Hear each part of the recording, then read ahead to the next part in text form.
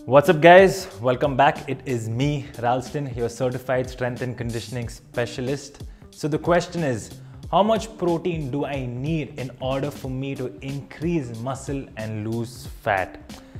See guys, weight gain and weight loss is fairly simple. It's all about calories in versus calories out. Now, in order for you to maximize muscle or lose fat in specific, improve your performance and all these various factors, your proportion of your macronutrients, which is your protein, carbs and fats, can differ. According to me, a good diet is one which is sustainable. A diet which is a part of your lifestyle, something that you can do on a daily basis for the rest of your life. I know this might sound crazy, but it is actually that easy. It becomes a part of your lifestyle because it is so sustainable. Now, as a professional, I would recommend you have a balanced diet, which is a good proportion of your carbohydrates, proteins, and fats.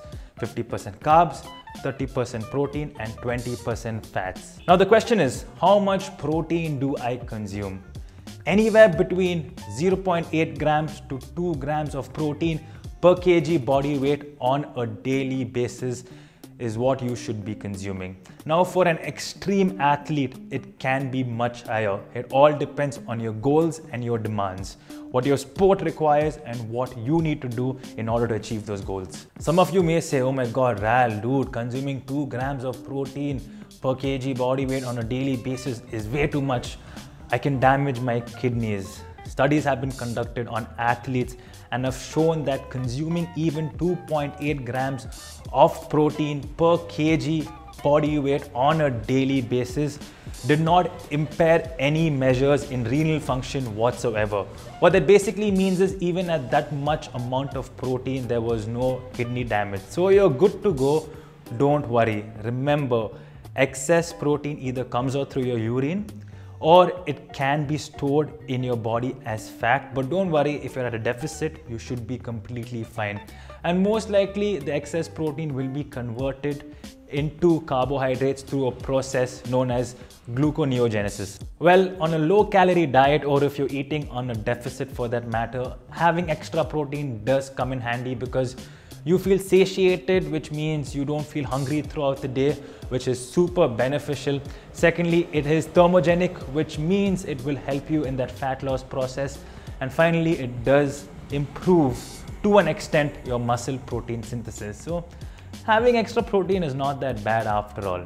An important thing to keep in mind is when you're on a bulk, do not worry too much about your protein. All that matters is staying at a caloric surplus. And with that being said, based on most of our demands and literally all the activity that we do, I'm assuming that all of us are hitting the gym, resistance training, going to work and coming back, that basic lifestyle, you would need a good amount of carbohydrates. So in that situation, a 50, 30, 20 would be great. I'm talking about carbohydrates, proteins and fats. Even if you do increase your carbohydrates to maybe even 60% is completely fine. It all depends on your demands. To be honest, most athletes in season have a lot of carbohydrates because of all that physical activity and all that energy they need on a daily basis. So now you guys got that clear. On a bulk or putting on weight, you go with this split. Yes, when you are trying to lose weight, you do stay at a deficit, but do you change the proportion of your macronutrients? It depends. Most athletes still stay on a high carbohydrate diet.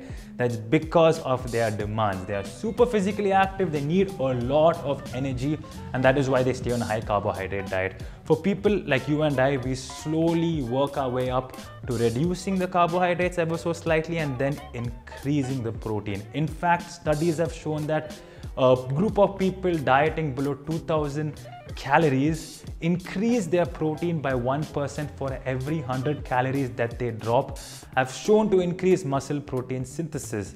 Basically, when you're dieting at a high protein diet, or rather comparatively high protein diet, you tend to maintain as much muscle as possible. So keep that in mind.